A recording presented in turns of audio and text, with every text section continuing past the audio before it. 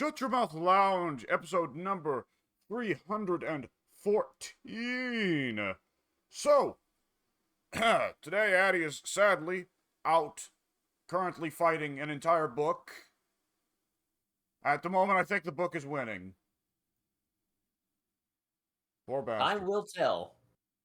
However, there is still Pink and me. So, Yeah. hey, consolation prize. You got the lazier two that don't actually do anything.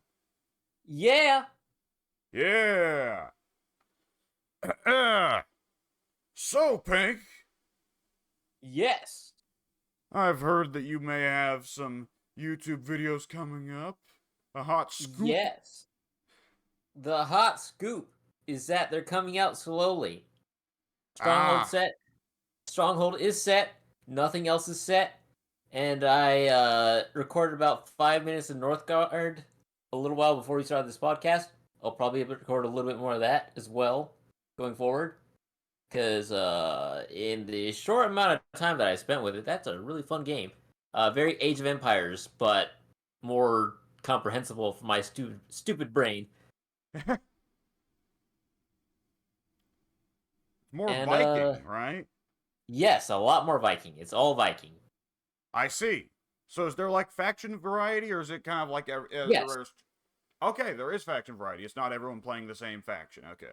No, it's actually quite varied. I've not gone in too in depth, but it seems that there's quite a lot of variety in the clan roster. I see. Well, we will have to hit that at some point. Who knows when? Indeed, indeed.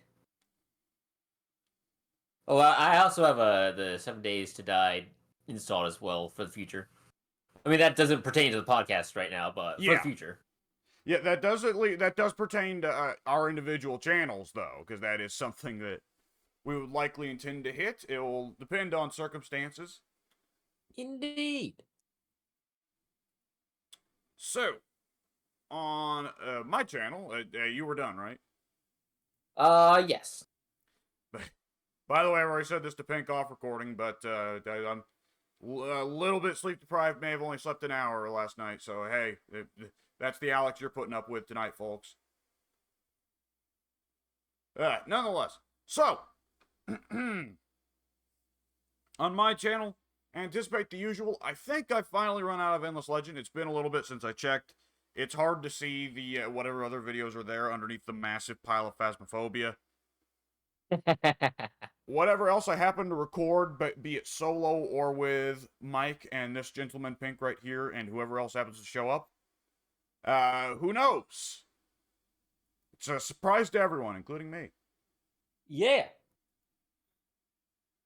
And on the group channel, well, on Addie's channel, who knows? It's a surprise. It's extra special surprise. On the group channel, Daddy 2K23 GM mode on January 29th. What day of the week is that? That's Monday. All right. And then on the next page of our video list, hang on. There we go. January 30th, Tuesday. Ninja Masters How Nimpocho. What? I don't remember that having a Japanese title when we played it. Addie just threw it in, I guess. January 31st, Wednesday. Melty Blood Actress again, because it's part 8.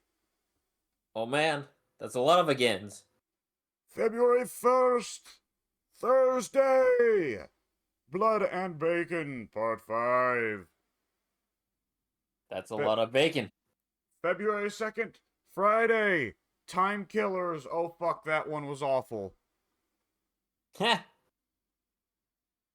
Like, we played, the idea was to play a bunch of bad fighting games. Bunch of them were, a fair mix of them were like, there's actually something neat about this. This is clearly considered bad for a reason, but there's some interesting stuff going on here. Then there's games like Time Killers, where it's like, oh, this is just rancid. And on February 3rd, Saturday, welcome to the Ghost Dome It's Phasmophobia Part 1. Oh boy, you boyos, you better buckle up right now. Yep, Right now. all three channels.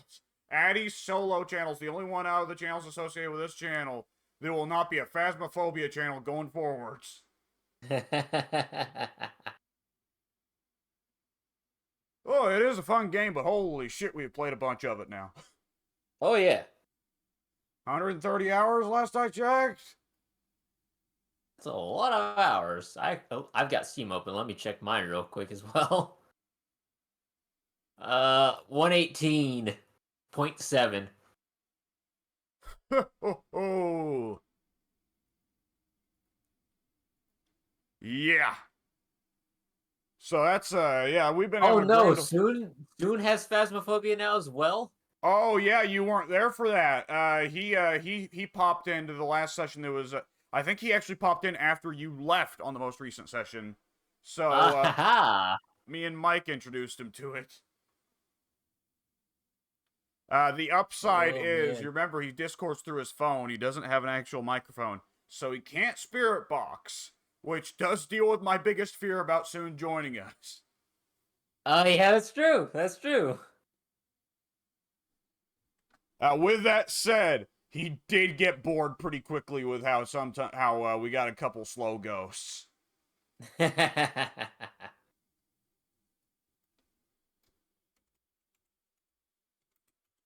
All right. So, beyond all that, this is also recorded the day after the Royal Rumble in wrestling in WWE. And so, since you and I are both big wrestling fans and both big modern wrestling fans, and we prefer to get this out of the way while Addy doesn't have to listen to us talk about modern wrestling, which he doesn't care for so much, we will be discussing that. But on top of discussing the modern Rumble, we hit a broader specific. Good work. Look, Very broader, much specific. I am in anguish right now. Okay. So a more specific topic would be, and this is, if you don't care for wrestling or wrestling history, folks, pro wrestling history, just close the podcast now. Exit while you still can. Yeah. While we still let you. Yeah. So, I guess we should start, before we get to the history stuff, we should start with the modern. So how did you feel about the Royal Rumble event this year? From top to bottom, I thought it was very well done. Yeah, very well done.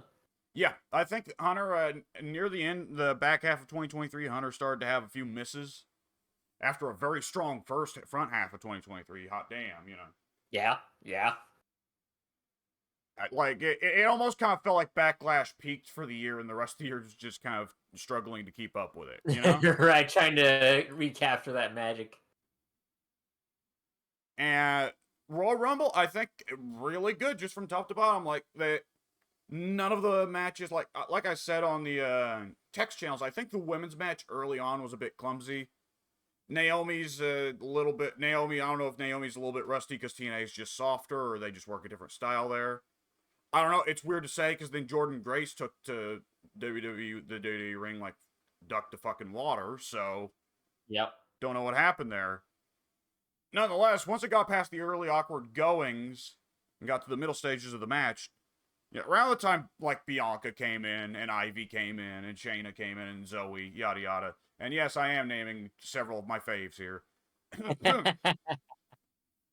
It started to get real good. Jordan Grace got a fantastic showing. She looked like a monster.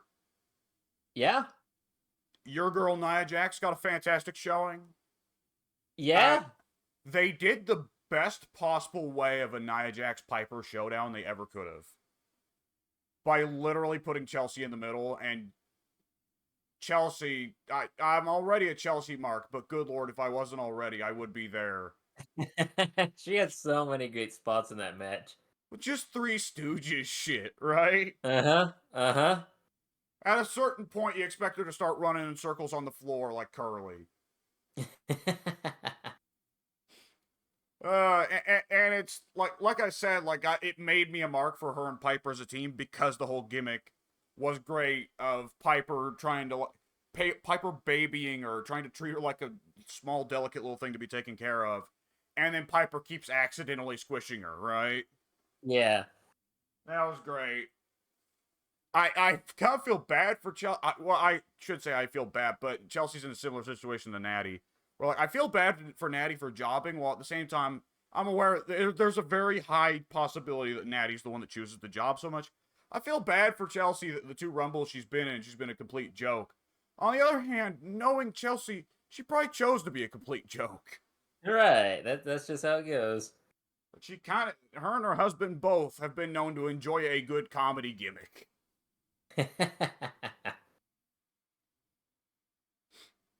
Generally, Naomi looked out of place, but other than that, I think just about every woman in that match did well.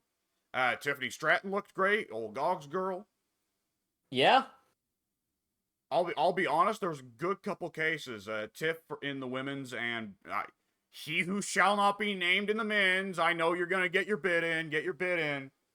Shut up your ass.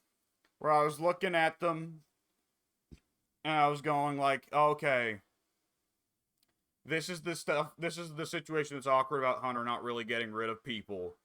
Is like these guys need space on the main roster. Right. Yeah. One thing out of the women's match, I thought Mia Yim looked really good. Mia Yim always looks good. What are you talking about? That's true. It's just I always forget because she's kind of just booked as nothing, you know? Yeah, that's fair. But yeah, it was a good. I like the finish. That I like that Liv apparently now is the one who just gets spoiled at the end of women's rumbles. That's just her thing. I liked how understated it was, the ending to the women's rumble. The final elimination was Liv, who was not beaten with some dedicated finisher. It just so happened that Bayley got to push her out after she hit her own finish. Yeah. Like Liv hadn't really taken any damage at all. It's just that Liv left herself in a vulnerable position after eliminating... Oh shit, who's she eliminated? Oh, Jade, right. Yeah. Which, of course, she's yeah. stupid. And probably high. Definitely. Freaking Jersey, man. Hey, that's where the Sopranos were. Italian stereotypes. Well, they suck too. Oh. I've never even seen that show. Anyways. So, oh shit, Liv's Italian, isn't she? Actually, yeah, now that you mention it, she might... Oh, he's here! Did I say she's here? I meant he's here. No, you definitely said he's here. Alright. I'm gonna be honest, when he put that thumbnail in the text, I was thinking, like, no, he's still gonna show up anyways. He never misses one. So, yeah, give him crazy because he's not here anymore. Oh, was he actually in the voice chat? I just see him online. I thought I heard him on the voice chat. I think I'm going crazy. You may be going crazy, but he never misses. For a brief second, I thought I heard Addie, just ever so faintly. He never misses a show. Always here in spirit. Sometimes he shows up so on the dot whenever you just happen to hop into a recording with anybody that it can be a little bit like, oh my god, does he have a notification set? Is he always watching?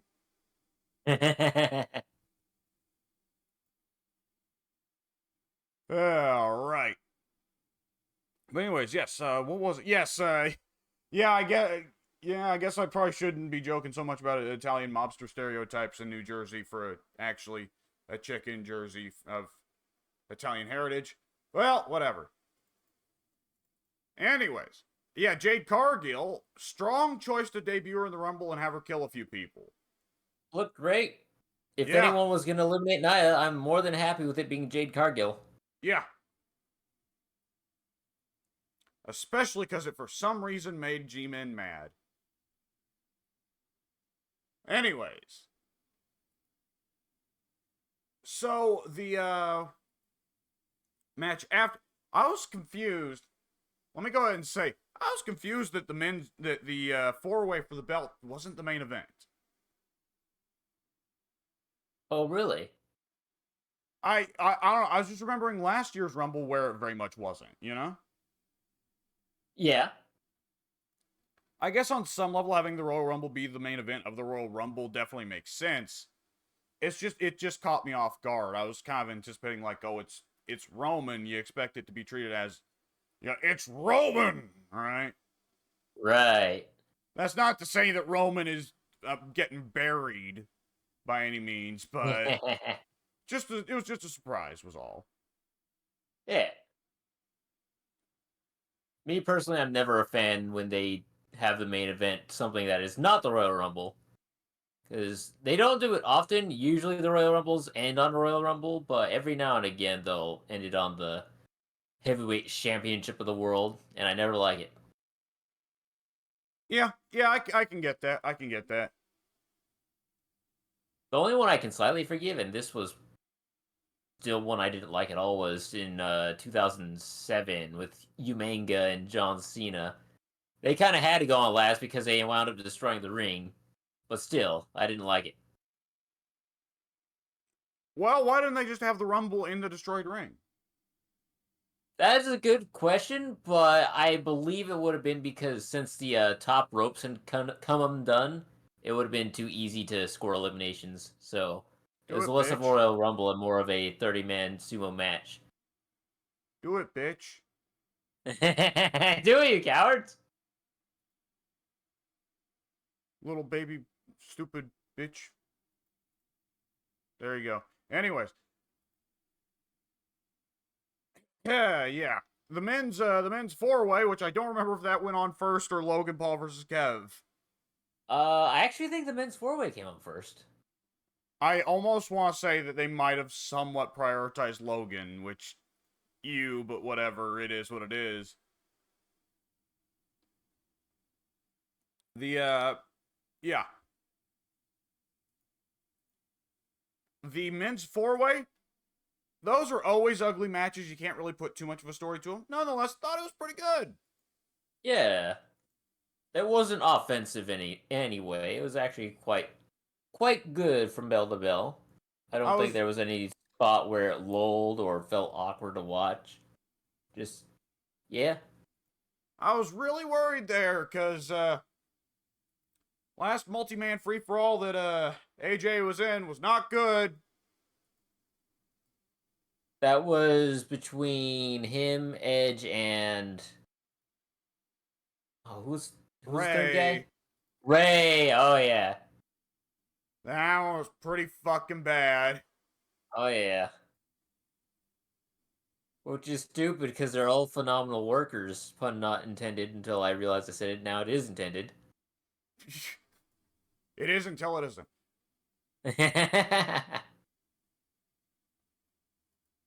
Yeah. I mean, there was a lot that was stupid that went on there. They were just all out of sync, I guess. But yeah. nonetheless, yeah, this one worked out pretty well. I did think it was funny.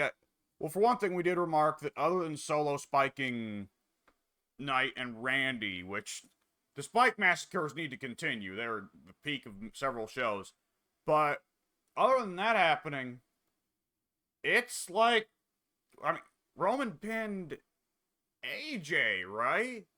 Yes. And there's no such thing as a clean pin in a multi-man match. But that was pretty close to a clean pin in a multi-man match. Yeah. Honestly, yeah. And it just stuck out as a bit strange because Roman doesn't get clean pins. No. Like never. It doesn't happen. Like Not in 1,245 days or whatever he's at now. it's almost like practically his role to put people over in the process of beating them, right? Yeah. Yeah. Which in a little bit of a sense, I guess Gunther is too, though Gunther gets clean pins. It's just that, like, this incredible thing is supposed to be, oh my god, they survived that long against Gunther, right? Yeah. But, like, yeah, it stuck out oddly. Like, yeah, Roman didn't, like, Roman cheated to get rid of the other two, I suppose, but that doesn't change that he didn't cheat to beat AJ. Yep. On the other hand, Roman did take everybody's finishes. This is true. He didn't just There was not a single finish that he didn't take there. he didn't just take the phenomenal forearm. I don't think he did take the phenomenal forearm. He took the Styles Clash. Yeah. A move they barely ever let AJ do because they're scared that somebody will take the stupid pedophile bump. Yeah. What? Ellsworth. Didn't Ellsworth turn out to be a pedophile? Oh, yeah. That was not the wrestler I was thinking when I think of famous or infamous Styles Clash botches. I always think of Yoshitatsu taking a pile driver variant and breaking his neck. Oh, was that in New Japan? Yes. Okay. Well, maybe not New Japan, but it was out in Japan. I think it would have to be, because I think Yoshitatsu came back to New Japan after he left WWE and immediately came in as part of some hot angle against Bullet Club, which then would probably be how he had his neck broken by AJ. Right, that makes sense. Also, that is worth noting as a difference there. Ellsworth was just fucking stupid and incompetent. Yoshitatsu, there's a lot of moves in Japan that you kind of just are expected to bump on your fucking neck. Like, that's more of that's the old, if you're going forwards, you crane your neck back. That impulse is probably ain't as developed in Japanese wrestlers. Mm-hmm. Ah, well. Nonetheless. Then, there was the Kev versus Logan match. And I remember I said to old Caveman on the Twitters afterwards. The old Cave said, like, oh man, I wish Logan Paul wasn't so good. And I said to him, I'm not sure there's ever been a wrestler who I've been more entertained by watching while at the same time hoping that the other wrestler drops him on his head.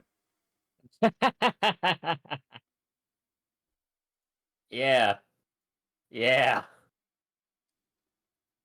Like, it's the thing about, like, watching, like, All Japan or whatever, or any of the crazy indie match shows where people have lots of finishers where they drop each other on their head, is that it's like, okay, in a video game way, it's cool that they're doing this, but you feel bad because it's like, well, there's gotta be some cool dudes here that are getting dropped on their heads. They're having years taken off their life here.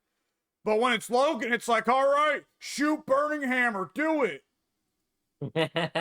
It'll be cool. Do a burning hammer from off the top rope while doing a 450 splash simultaneously. Yeah. That'd be great. Kids will love it. They love the neck explosions.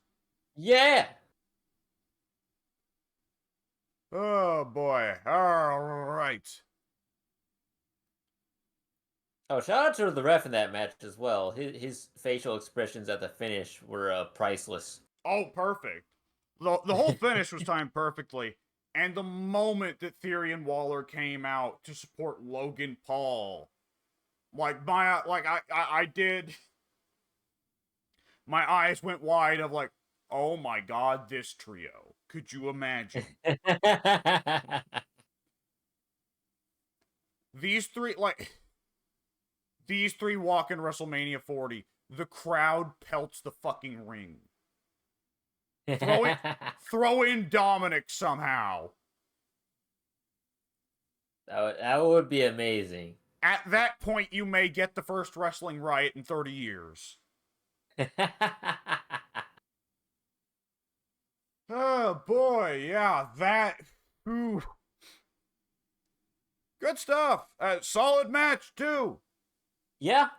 I think they both were. I think it was actually one of those cases where they both were able to work around each other's flaws pretty perfectly. Kev obviously has a better understanding of what actually works in the ring than Logan does, because Lord knows Logan's got lost a couple times. Conversely, Kev, his athleticism has died down somewhat in recent years due to largely declining health of his knees, but Logan is an athletic fucking beast, so he was able to cover for that. Yeah. And it was a good old-fashioned brawl for the most part. And then Logan Paul attempted to superplex him. And that spot was just weird. Like, was there supposed to be a build-up to that? There was supposed to be like, oh, he's going for the superplex. No one ever succeeds on this against Kev. Like, okay, it's true, no one ever succeeds on this against Kev, but no one's ever remarked that no one successfully superplexes Kev. Yeah, I don't have an answer for that one. Like, I mean, obviously, it has to, because one of Kev's spots that he goes for every match now is that sort of spinning fisherman neckbreaker off the top rope, whatever business. Yeah. It's just never something, like, even for fucking marks like you and me, who pay attention to these kinds of nerdy things in matches, I never really noticed that no one ever succeeds on superplexing Kev, right? Yeah. I know that one of his spots that he tries to hit in every match is a superplex counter. It just never occurred to me to keep count of whether or not anyone actually succeeds in superplexing him, or if he counters all of them.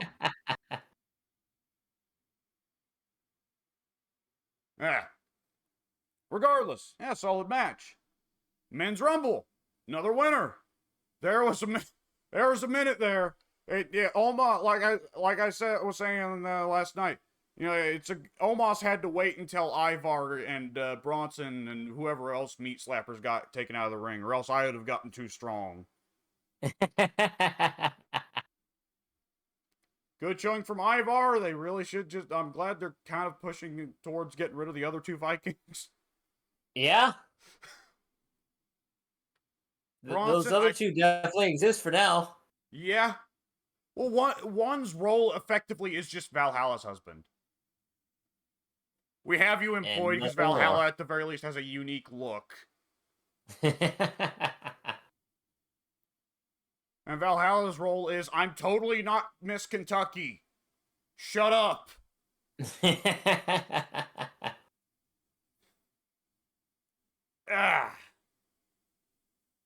Nonetheless, also good, generally good finish.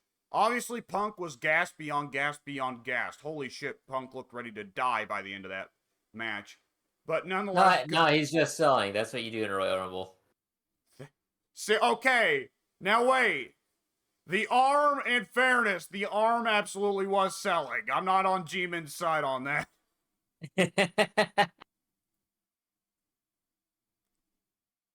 But, yeah, that was,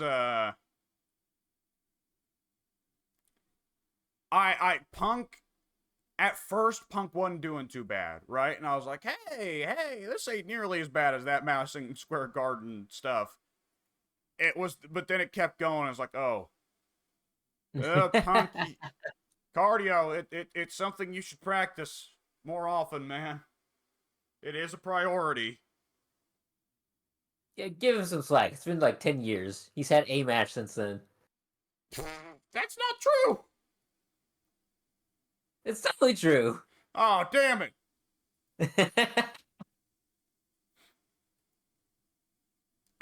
All Elite Wrestling is not canon. Except for the part where he chokes out Jungle Boy in the locker room. May you rest in peace.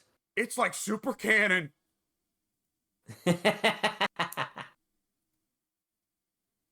Like, I guarantee you the only reason that Cody and Punk have not referenced their mutual AEW history is the fact that Cody's still cool with the Bucks and Kenny, and he doesn't want to fuck with them, right? Or he signed an NDA. I don't think he did. At least not that guy. That company. Oh boy. Yeah, it's... Yeah, let's all laugh at the dirty competitors who continue to make the same mistakes and not learn anything. But it'll go different this time. It'll go different for me. I am special. Yes. That's what they all say. Yeah. Oh, God, help us all.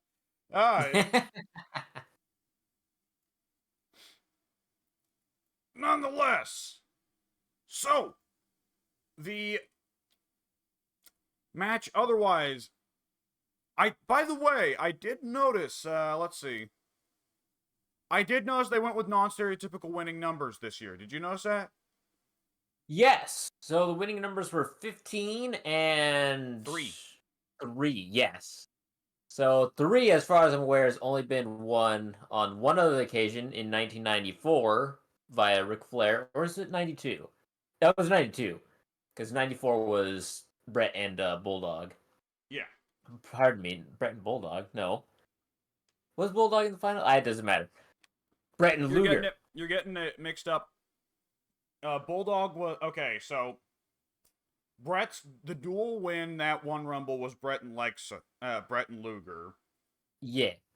And and then a couple years later, it was maybe Sean just and a year Bulldog. later. Yeah.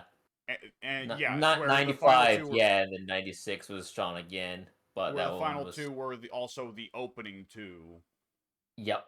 which of course happened again last year in the women's Yes. Rumble with Liv and Rhea. Did that happen? I forget. Were Cody and Gunther also the starting two in the men's Rumble as well? No, No. because Gunther Cody took the was top. 30, Gunther was 1. Yeah, because Gunther now has the record for longest time in a Rumble. He took that off Ray, and Cody didn't. So Cody must not have been in the starting two. Yeah. And holy shit, Gunther in like 2 years has managed to collect 2 major records. Absolutely. He's gonna by the end of like 2025 Royal Rumble, he's gonna like have the most cumulative amount of time spent in the Rumble, and it only have competed in like 4. Would it be 4? Shouldn't it be 3? Because did he compete in any Rumbles in his NXT days? No, you're right. So it's So only 3 that's only Rumbles. 3. Only 3. I feel like Gunther's been around a lot longer than that, but yeah, now that you mention it, no, he's still kind of new here. I think for you, he's got the feeling of being around longer because you would have still been hearing about his activity on NXT UK. Because he was the Right, because only I was notable one thing of there. like 3 people who actually watch that show every now and again. Oh, I was gonna just joke at its expense in another way to say because that was the only notable thing there besides Tony Storm and Rhea Ripley. True. Uh. So yeah, I feel like there was something significant about them. Well, there's a lot of significant spots in the men's rumble that my brain is currently having trouble comprehending because my I'm just help. Yes. So Mr. Charlotte is back. Yes, Andrade. He's here. He's not gonna be in 2K24. No, but there'll It's be big sad for me. There'll be a really nice CAW. This is true. Oh, excuse me.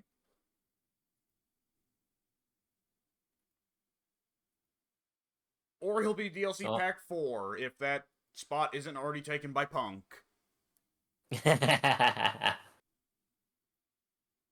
mean, depending on when negotiations started, he could very well be in the game as DLC.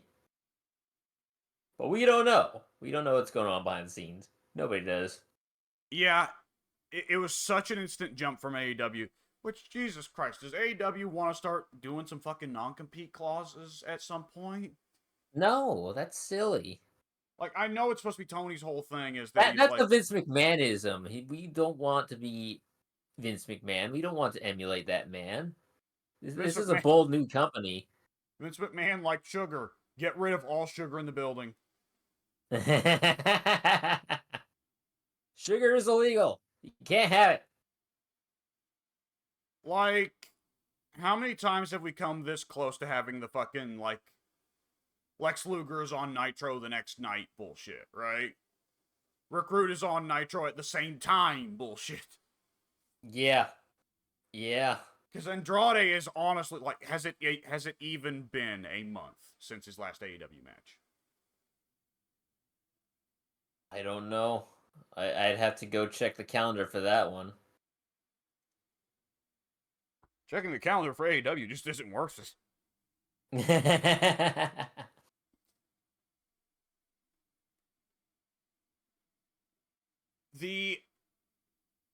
Let's see, what else was there? Oh, yes, there was...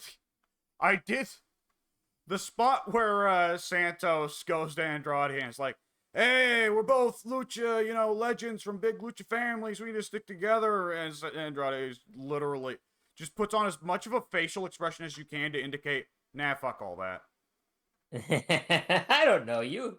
Who are you? Why are you talking to me? Who is this asshole? Aren't you supposed to be backstage carrying my bags?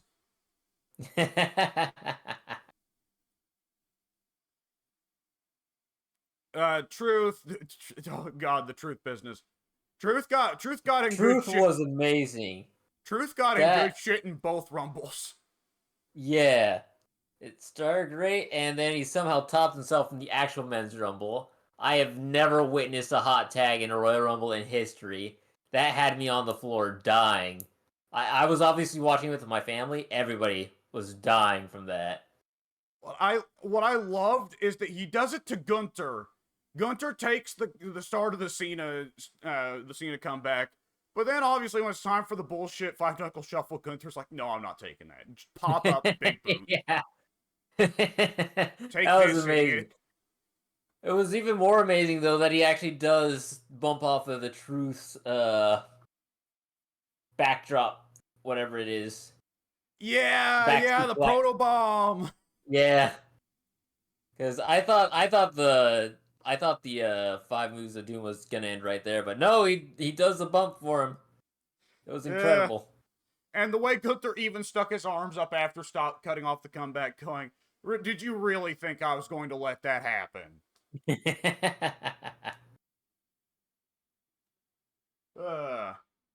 Ludwig looked good. Ludwig, my man. He looks better by the month, doesn't he? Exactly. I was watching it last night, remembering the fact that just a few months ago, I was lamenting the fact that Ludwig Kaiser, like several years ago, was supposed to be this major up and coming European talent, and then he's doing introductions for Gunther, and I could have sworn that was a rib the entire time. But then as the gimmick carries on and on and on, and here we are months later, I'm like, it's so much better. It's amazing. This man is amazing. This whole Imperium thing, it's amazing. And then you've also got Giovanni Vinci, who exists. But Gunther and Ludwig, they're amazing. Why are they not co-champions of both brands? I'm Thank you. You're welcome. No, I was just handed a mouse that I left at my parents' house. A mouse is a computer mouse, or did they hand you an computer mouse. I had brought my Bluetooth computer mouse over their house because I had brought my computer over there in case I need to use it. Which, spoiler alert, I didn't end up using it, which is ironic. I see. Now I was excited for a minute. I thought you were gonna say that no, they actually just handed me an actual mouse and the animal. It's quite calm, really. As far as rodents go, yeah. They're adorable little fuckers. I just wish they weren't such menaces. Yeah.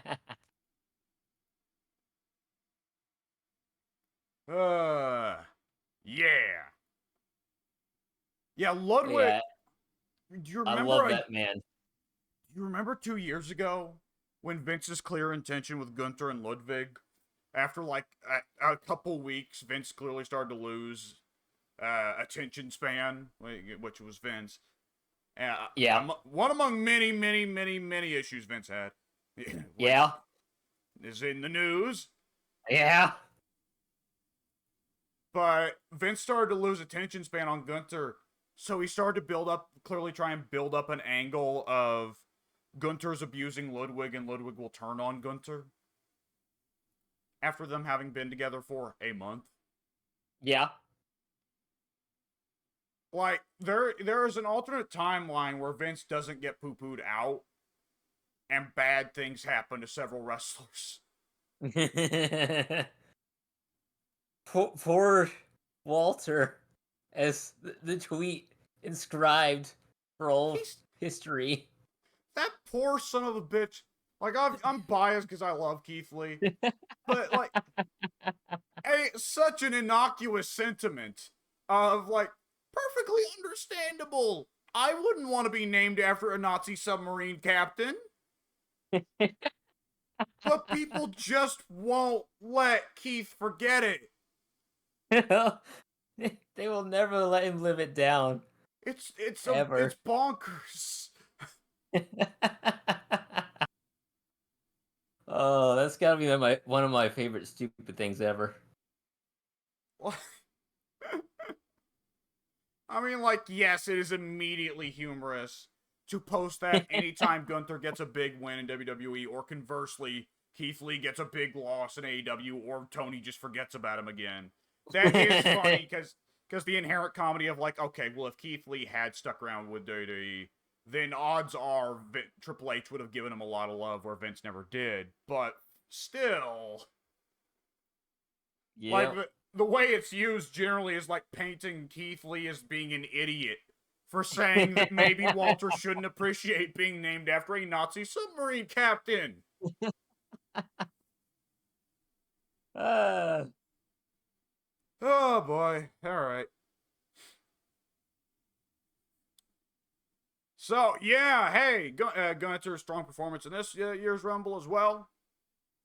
So I would not be shocked if in a year or two Gunther has taken Kane's job of being the cleanup artist. yeah. Maybe he'll even win one of these days. Who knows? Yeah, that's a good question. That is always the question with Gunther, right? Is like, well, he has to lose the Intercontinental belt at some point, but then the question arises of like, okay, but after that, are we taking him to the main event? Are we giving him the big gold? Yeah. Yeah. And like, I don't speak on this stuff very much in our group or just in general because, like everyone knows, I'm a huge Gunther mark. So obviously, I'd love to see him take the big gold belt off of, I don't know, Seth or whoever beats Seth, and Gunther just holds on to the big gold belt for a long time, right? Yeah. I'd almost feel like the way it should be done is hold off until it's time for Roman to lose the WWE belt, then have Gunther pick up the big gold, right? Yeah. Alternate. Yeah. That's One, exactly how I do it as well. one face belt, one heel belt. And, you get a nice long reign on the big gold belt, puts some shine on the big gold, makes it a signature belt. Yeah. Which, I mean, Seth's already got a pretty fucking long reign. It's coming up on a year now, isn't it? Yeah. But Seth has contested it every single pay-per-view he can. And I hate that he keeps using the phrase as working champion and implying that Roman's lazy for not working every pay-per-view. It's like, no, that's made Roman's appearances a special event. And comparatively, it makes Seth look like a fucking chump because he works every event. If Christmas comes once a month instead of once a year, it's not Christmas anymore. It's just a day where people get free shit. Yep. And Gunther doesn't work every pay-per-view either. Gunther only No. works every other one. Yeah. Well, there's a way they can do things, and there's a way that they actually end up doing things. Who knows if the two are the same? Indeed. Nonetheless, Cody as the winner, we are now in the stage of what happened, what can happen, right? Yeah. Like, it's almost a simultaneous state of like, okay, on the one hand, would Cody lose WrestleMania twice in a row after It can't winning happen. Rumble There's no way. twice in a row? At the same time, we're so close to Hogan. That's the thing, right? Yeah. And that's one that nobody ever would have said would happen. I mean, shit, people would say that no one was ever going to beat Pedro Morales' record, right? Yeah. And Well, that's a here we record of are. like number 4 or number 5. Yeah.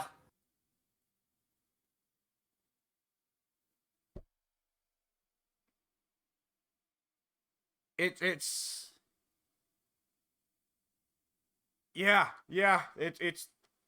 that has to be the question. And as I was saying on the Discord, the thing that really makes it difficult to predict is Cody. Is Cody himself. Because Cody, excuse me, Cody pretty clearly understands his dad's philosophy, right? Yeah. Which is like people like losses aren't really recorded that much in history. Your stupid fucking IWC marks record whenever Daniel Bryan lost because they're stupid fucking IWC marks and they don't really like wrestling. They just like licking their own fucking penises. But other than that, the losses don't really go down in history. Dusty is not recorded in history as a big fucking loser, even though I'm gonna bet that Flair got the better of him in the overwhelming majority of their matches.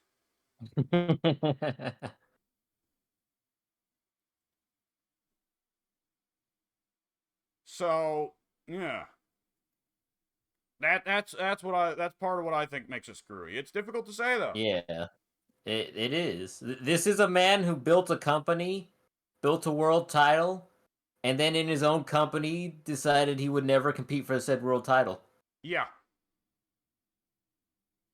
Like this is that in particular, what you've just mentioned, to me, like really highlights like Cody is well aware that especially for the modern audience, I mean for any audience in general, losses build up sympathy as long as you don't look like an idiot in the process. And like for modern audiences especially the IWC marks, they like losers, they hate winners. That is why they were in favor of Punk and Bryan back in the day. They did not seem like the guys that Vince would push, even though Vince did push them again and again. Nonetheless, to them, they thought those are not the kinds of guys that Vince pushes. Those are the losers. Those are my guys. Right. So who knows? As a babyface, it can win can wreck you, you know? Indeed.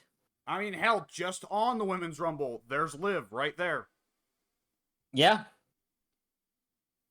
Like, I think getting such clean wins over Ronda killed her. I mean, there was a lot that was definitely going to go wrong with Liv no matter what. Because Liv, the only way Liv could have ever been booked and a way that would have kept the underdog magic for her would be a way that WWE doesn't book babyfaces. She would have to win as a underdog still, even as a champion. That's just not how WWE does things. No. If you're the babyface and you win very clean and very decisively. Very.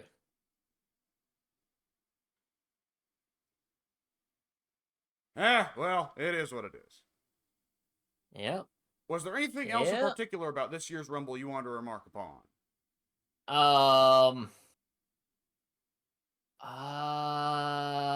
No. Happy to see the working relationship with TNA. That's very exciting. Happy to have Andrade back. Naomi as well. I'll give her a lot of crap, but I still like Naomi.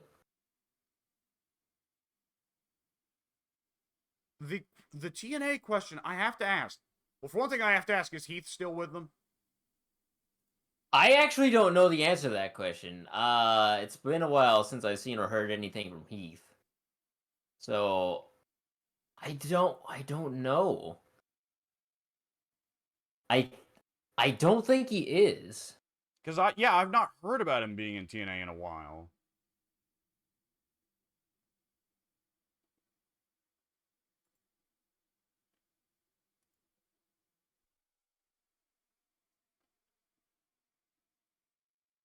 So other than that, who would be the big pulls they could make on the men's side? Other than Okada, obviously.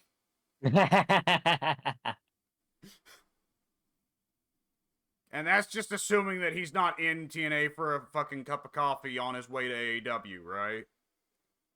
Yeah. Yeah. Which I think realistically is the most likely possibility. Probably. Yeah, I think most everyone can agree that AEW is kind of more in line with what Okada should be looking for. On top of that, it's rapidly turning into the Japanese Legends retirement home. Now, granted, Okada's only 35. Exactly. Granted, he's only that, 35. that's 35 in Japanese wrestling years, so that's 65. Well, Muda retired at actual 60 then. So what's his age? He's 364 actually. My God. We need to figure out what to do about him because he could be dangerous.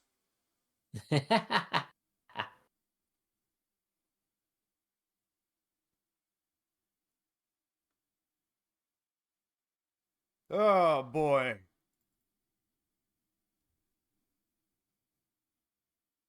All right. So, now let us let us hip. Yes. Tip to be square. Let us hit the topic, which is, well, for the first topic, I suppose, lamest Royal Rumble winner in WWE history. Can I hit After the all buzzer? that Can I give coolness, my let's. answer? I'm sorry, what? I said, can I hit the buzzer? Can I hit it? Pardon me. Can I give my answer? Let me Like say real quick. immediately, as if it were a game show? Let me just say real quick. We have to get it in after all that coolness. It's time to discuss something lame. But anyways,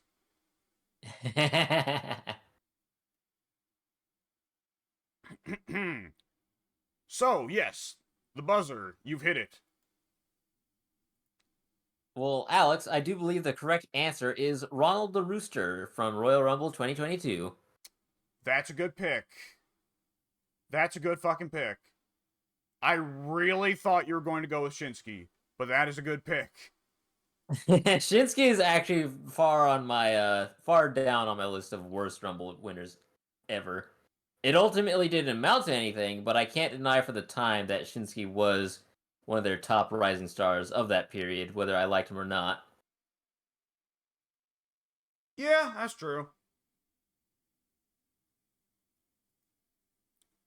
For me, it boils down to like it just didn't turn out to be anything, and even if it did, all it would have resulted in was it getting kind of exposed to everyone that Shinsuke was not putting in the New Japan work anymore. Yep. Yep.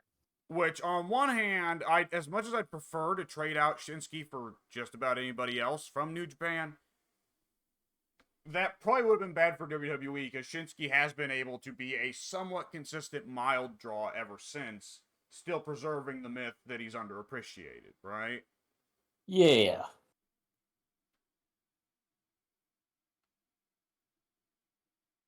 The my pick, and this is a pretty obvious one, at least for me. I'm just not fond of this guy, and I think I've said it several times in the past. I'm gonna pick Hacksaw Jim Duggan. Well, yes, it was back in a time where the Royal Rumble didn't matter. That doesn't change. It's Hacksaw Jim Duggan. The inaugural Royal Rumble winner, you're going to pick him? Exactly. That's fair. I was rooting for Junkyard Dog. Who wasn't? I'm always rooting for Junkyard Dog. He's been dead for 20 years, but I'm still rooting for him. May he rest in peace. Uh. All right. Yeah, those both. Oh boy, you know what? Let me go ahead and fish up the list, right? Because you know there's gotta be some real, there's gotta be some real lame-o, right? Oh yeah. That's somehow slipping both of our minds. I don't think we're gonna get much lamer than on the women's side than Ronda, or on the men's side than, Hacksaw Jim Duggan. But there's gotta be something close, right? Yeah. I'll fish it up on the old Wikipedia. Old Faithful. Been turning to you a lot lately on recordings.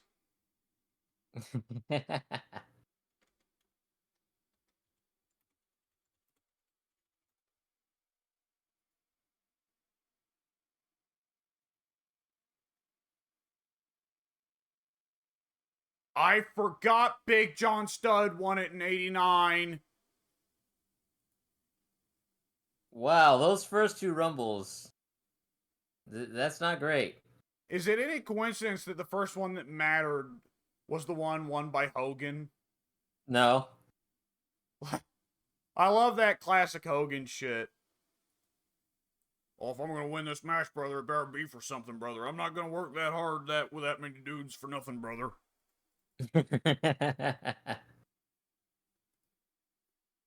You mean I'm gonna have to touch how many minorities?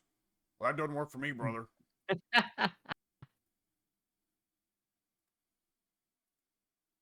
Oh boy, yeah. Well, okay, Big John said it was really only significant to one feud, the feud with Andre, where he was kind of made out to be a joke. So, I guess to his credit, how many other people have taken a top rope dive from Andre? That's fair. Not many, I imagine. But yeah, once the Rumble gets real, okay. So, do you remember who the Royal Rumble winner was in '99, Pink? Vince McMahon. Vince. Yeah. Yeah. Yeah, womp womp. Russo really liked putting the belt on just whoever. Like, if he found it humorous. Oh, you know what? I'm changing my answer from stupid Duggan. Easily my least favorite Rumble winner of all the times forever. Who won the men's Rumble? Well, there was only a men's Rumble.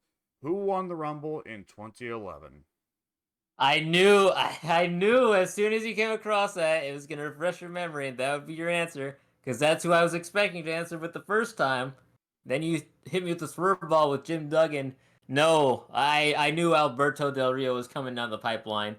See, the issue is wrestling's been so good for a couple years now that I've largely successfully purged him from my memory. He won the biggest Royal Rumble. 40 participants in that one. You know who Except- the runner-up was?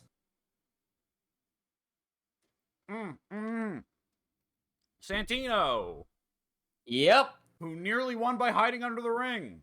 Or no, that was actually Yep. was the reverse. Del Rio won by hiding under the ring, wasn't it? Yes. If it wasn't for Del Rio hiding under the ring, Santino, quote unquote, won it, and then Del Rio runs in and scoops him out at the very end. Yes. My God, could you imagine how different wrestling history would be if that was botched somehow and Santino actually won it? That would have been amazing. Would Vince have? Oh my gosh, Edge! If history continued the way with what Alberto picked, it would have been Santino versus Edge at WrestleMania, which would have been Edge's last match. Oh man! And Christian would need to get revenge against Santino.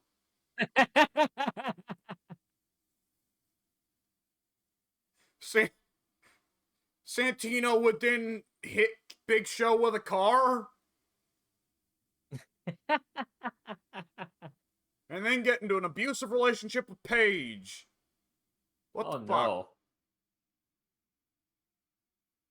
Oh man, I forget every time they had Shinsuke and Asuka win the Rumbles in the same year and then had both lose at WrestleMania. Same exact situation with the both of them. 2018, the year that Vince said, "No, I don't take Japan that seriously." I'll make these matches to please the internet wrestling community, but they're not going to get the outcomes that they want. Okay, does Batista winning the Rumble in 2014 make you upset, or are you a mark? To be honest, I was not upset, or not, at least not in retrospect. And my guy I was pulling for in the 2014 Rumble was actually Roman Reigns, and he would go on to win it a year later when everyone hated him. But yeah. Yeah, talk about a late trigger pull. Oh yeah. If they pulled the trigger on Roman that night, things could have gone a lot differently, but no. I was perfectly fine with the Evolution reunion WrestleMania, but at the same time, I can't deny that Daniel Bryan was like the most popular thing going at the time, and And that yeah, was an him important part getting of the build to Daniel Bryan being the most unpopular thing at the time. yeah, so That's him always the getting kicker. I see people still being mad about Batista winning 2014, and it's going like, dude, that just made Bryan's rise to fame that much sweeter. It yes, worked. yes, it made Bryan more the underdog in 30. Good lord. Exactly. No, he's my guy, so he should have won all the matches ever and got all the belts. He should have been Ultimo Dragon. These You, people don't actually know what they want until they're told they can't have it. you fucking marks.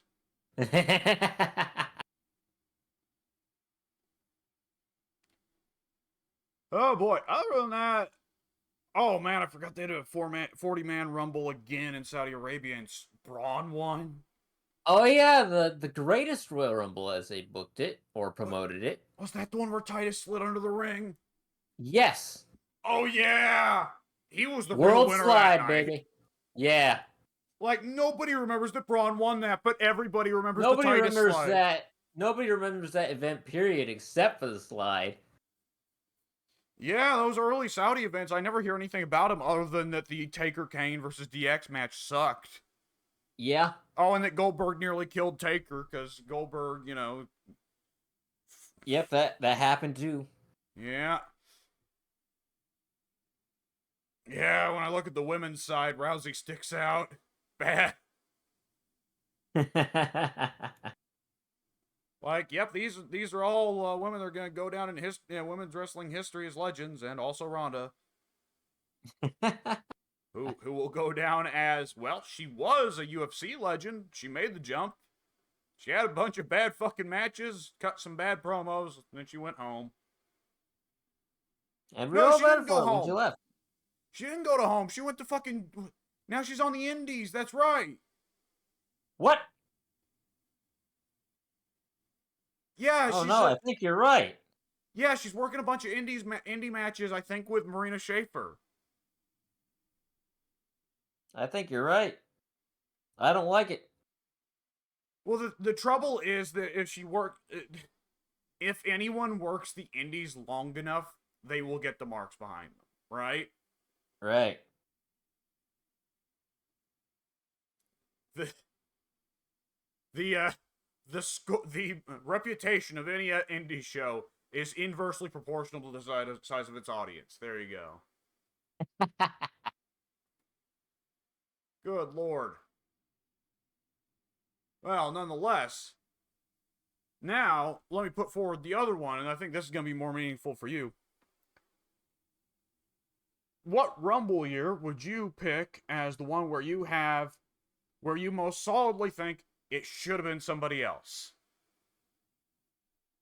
It should have been somebody else in specific. So the Because one I obviously, will in general, I always, would still say 2011 Del Rio, fuck him, right? yeah, definitely should have been Santino there. Yeah, for me, the Rumble I always point to immediately whenever somebody asks a question like this specific question anyway. I will always point to 2001. 2001 Royal Rumble was won by Stone Cold for a record-setting third time, and I thought it should have gone to Kane. Kane was, I hate to use this terrible wordplay here, but Kane was on fire that year. He was great in the Rumble. Like, for all intents and purposes, that year should have seen Kane ascend to the main event and kind of stick there more permanently, because he had kind of been in and out like bi-monthly since 1997 when he debuted. But 2001, if he had won the Royal Rumble then, I think that could have cemented him as a main event all-star player for the company for decades to come. Because he had longevity like no other. And granted, nobody would know that at the time, but still, I think it would have worked out nicely. With And then that, Austin would have been retired like 3 years later at most. would that not have been where shortly afterwards he was getting shunted off into a tag team with X-Pac or RVD or just whoever they felt like? X-Pac was a couple years beforehand. RVD, I think the team with RVD either started that year a little before the Rumble or a little bit after, in fact. Or no, I think it came after the Rumble and might have been 2002 in 2002 through 2003 when he started feuding with Evolution at the time. And then that shortly later parlayed into the unmasking of Kane. Yeah. Which Unmasked Kane was, hey, he was pretty, I liked him Unmasked Kane. I'm a big fan of Kane in all regards, but around 2001 to 2002 is when he was at his peak for me. The half mask, stupid little sexy see-through singlet. It was great. The fishnet, yeah. Fishnet singlet. That's some dumb gear, to be honest. Oh, I hate that Kane look before all that shit. Like, real as Masked Kane there's only one Masked Kane look I've liked, which is the original. Otherwise, it's sexy fishnets or it's older, chubbier Kane, and it doesn't have the same menace. Older, chubbier Kane, Yeah. with that crappy kind of half mask where the mouth is still exposed. Yeah. Yeah, I hate that look, the later Mask Kane, but I loved his stuff in Team Hell No. That was great. Which should have been called Team Friendship. They should have never asked the fans to vote on the team name, because the fans are idiots. They don't know what they want. Should have ignored them completely. Every time the fan vote came up, it was a failure without a doubt. Like, people will never learn from Bodie McBoatface, right? You don't give the general public a vote because either A, the voters are genuinely stupid, or B, the voters are being ironic and therefore stupid. Yes. Ugh. People, bring on the Democracy. nuclear inferno. Disgusting. Make me king. I'll run it better. I can decide the individual lives and elements and all the decisions of all you little peons, and you'll be so much happier for it, because I know your lives better than you do, you little bitches. I will be the greatest tyrant this world has ever seen. I know this to be true. Yes. All right. Let's see. For my pick, you see, several of these are like historically looking backwards. It's like, yeah, this one didn't really pay off, right? Right. So that becomes a different question of like, well, who was hot at the time? Like, we're even at the time when the guy won, I would have said no, that wasn't the right choice. I mean, at the time in WrestleMania in 2022, I wouldn't have said Brock or Ronda were the right choices. I would have picked a good couple people in either of their places. Though ultimately, yeah, I think most people would have. Ultimately, well, Ronda really, we could have just picked any fucking buddy else. Hit the random button. Brock, in his case, that did work out in the long run because it unified the belts, which is a big part of making Roman's run even more legendary than it already was. True. So that one, like, historically, it's kind of like the reverse of what I was saying. Like, at the time, I wouldn't have made the choice, but historically, it's like, yeah, no, I wouldn't touch that one. Historically, I'd prefer to keep it. Right. Converse, there are some of these I'd look at and go, like, no, these were a bad choice. Even though at the time it made sense, because, like, well, no, the guy was hot at the time. Like, Drew in 2020, right? Yeah. At the time, hot. Now, no, take it back. Put that on somebody else. Right. And, like, I'm looking over the list, like, there's some, they're just easy answers. They're almost just pretty well not really talking about wrestling logic. They're just preaching, right? Obviously, it's easy to say Chris Benoit shouldn't have won in 2004. But in retrospect, yeah. In retrospect, definitely. But no one else on this list murdered their wife and child. Yeah. Like, in some of these, I don't know so much because I'm not too privy to what was going on at the time. 99. Obviously, McMahon was a bad choice. Who would I have replaced McMahon with? I don't know. Like, Foley was starting to be on the way out. maybe Triple H, but Hunter was gonna win the Rumble in a few years later, anyways. Yeah, that's true. I could give a shout out to Addy and just pick Ken Shamrock, I guess, but like other than that, Was Shamrock still in the company in '99? good question. I don't keep track of that shit. I don't remember. He might have been.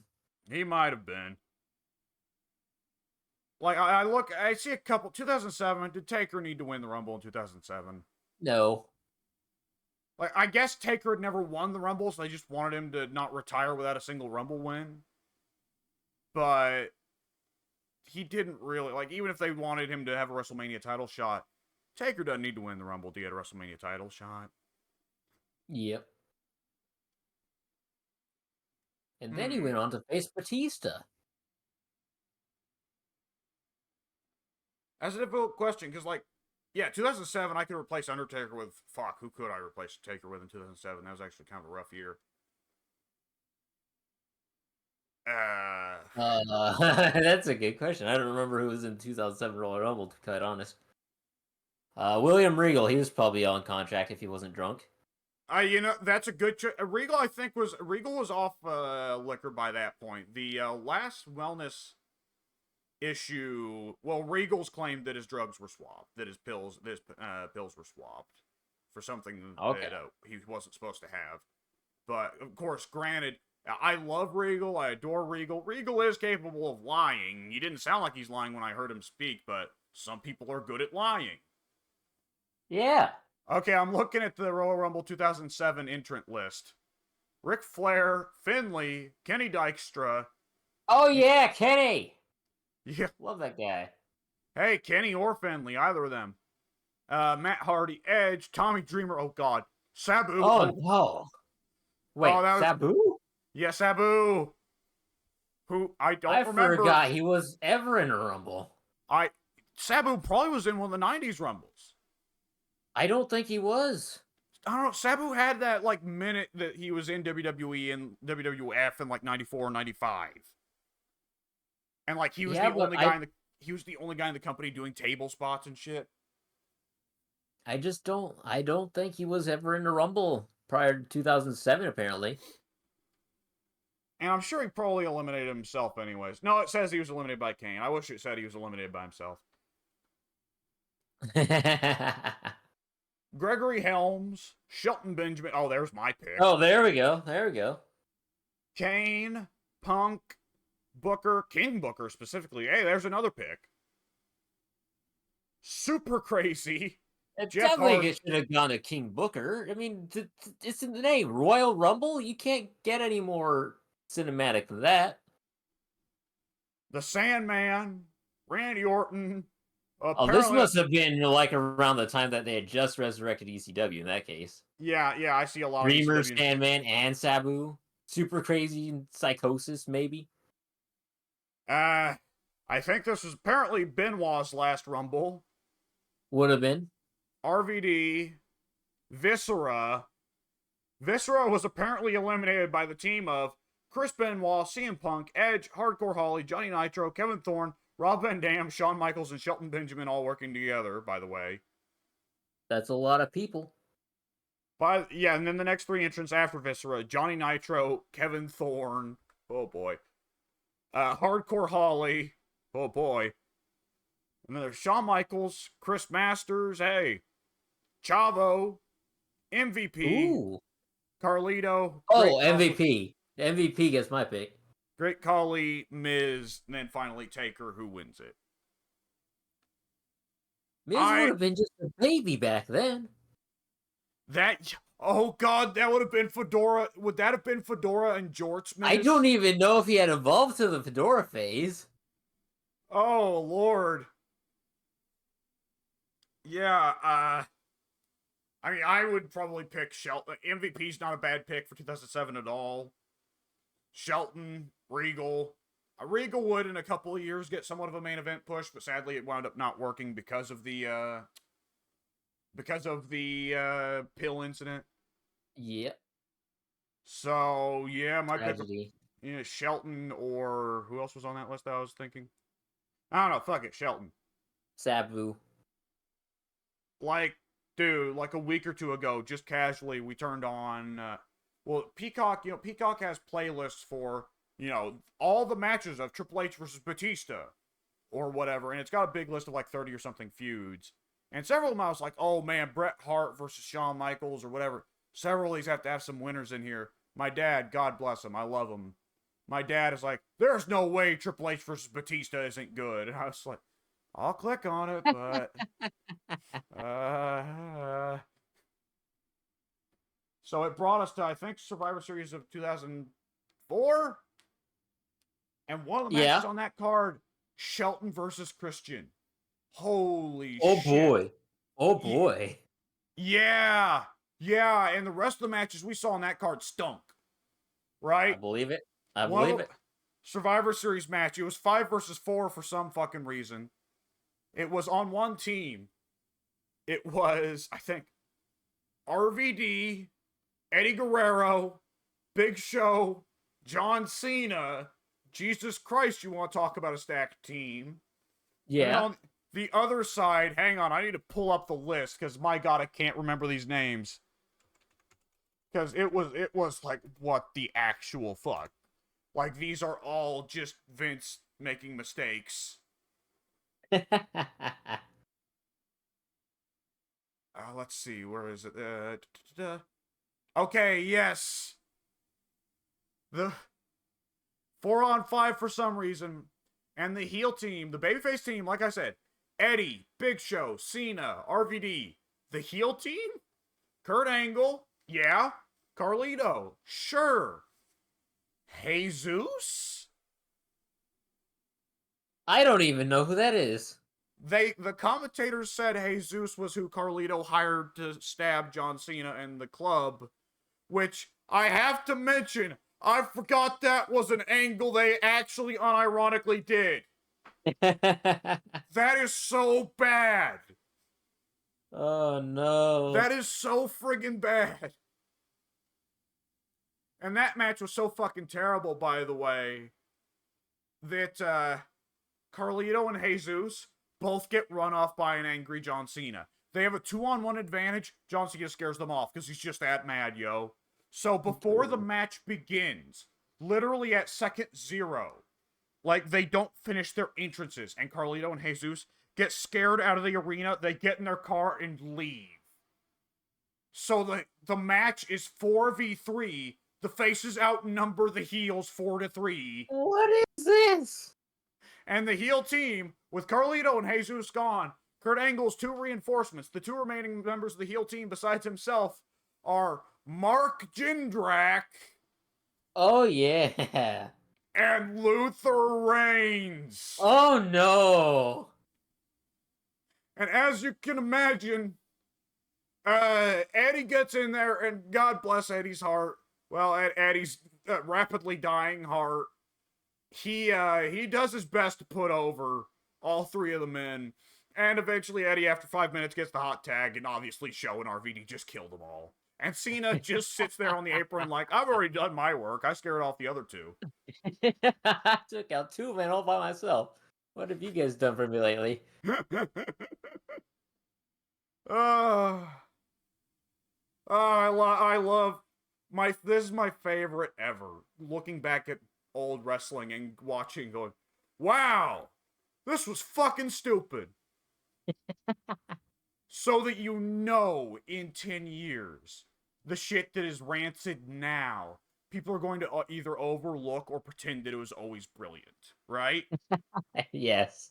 And obviously, you and me don't have to look far, because we have Rocky right there, who acts like the rancid stuff of the 80s was brilliant. Right.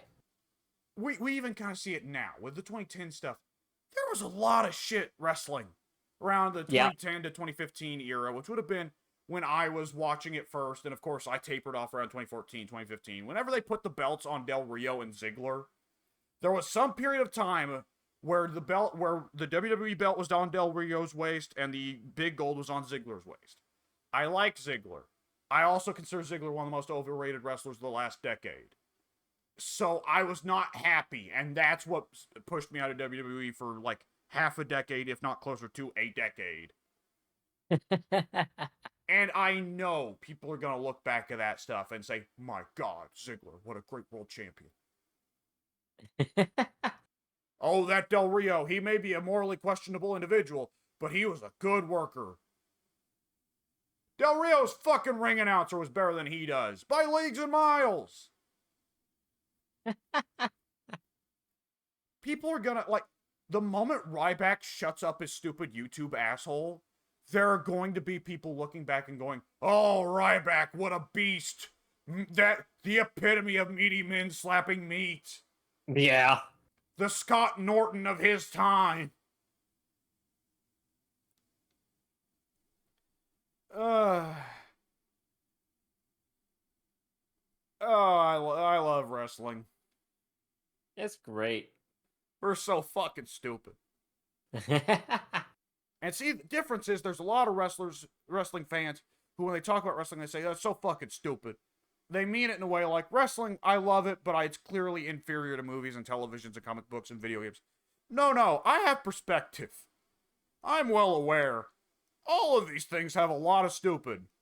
But people want to act like the other things don't because they get awards. The existence of Bioshock does not erase the existence of fucking whatever David Cage travesty. I shouldn't even name Bioshock off as like a great work of art because it's got a lot of problems. But like the existence of like, I don't know, what's a fantastic game as a work of art?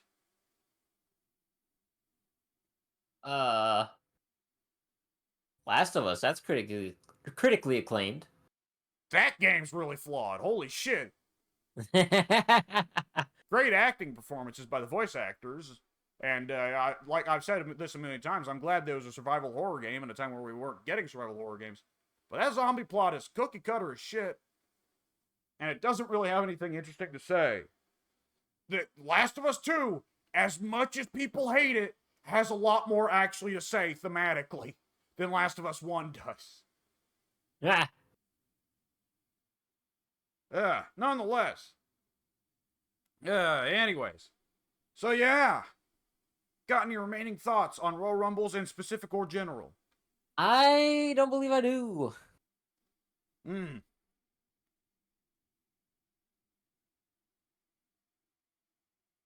Alright, I have another question.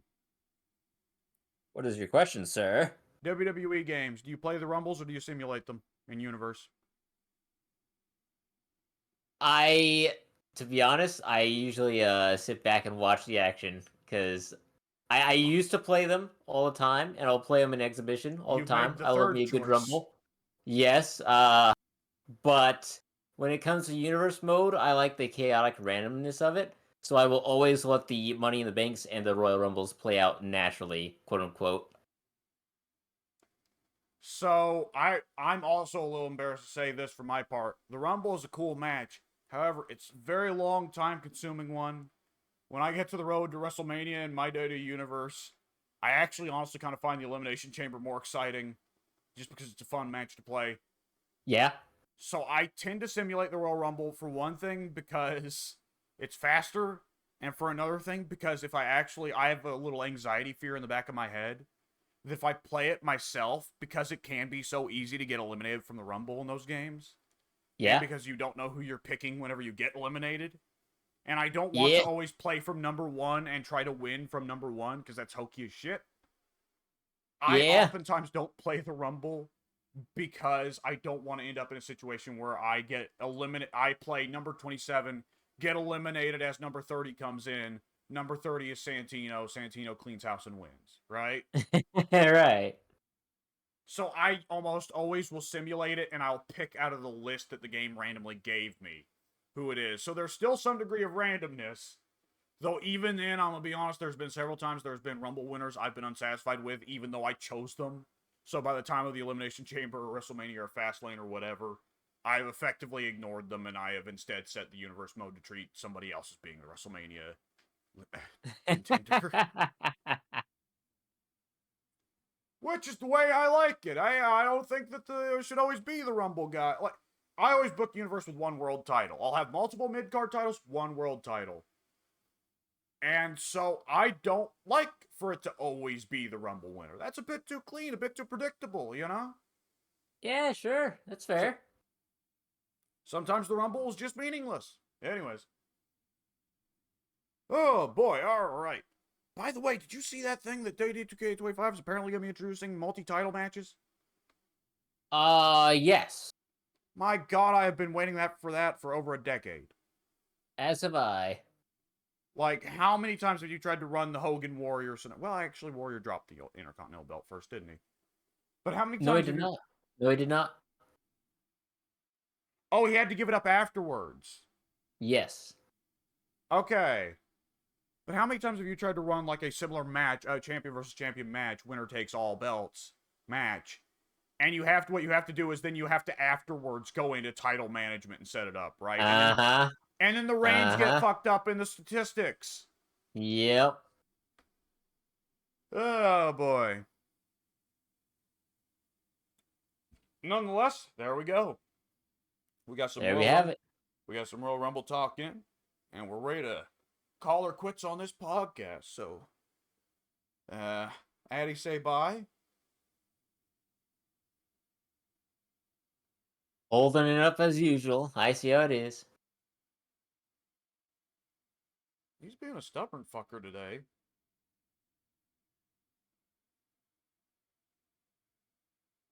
Well, that's it. No more wolf porn for you, mister.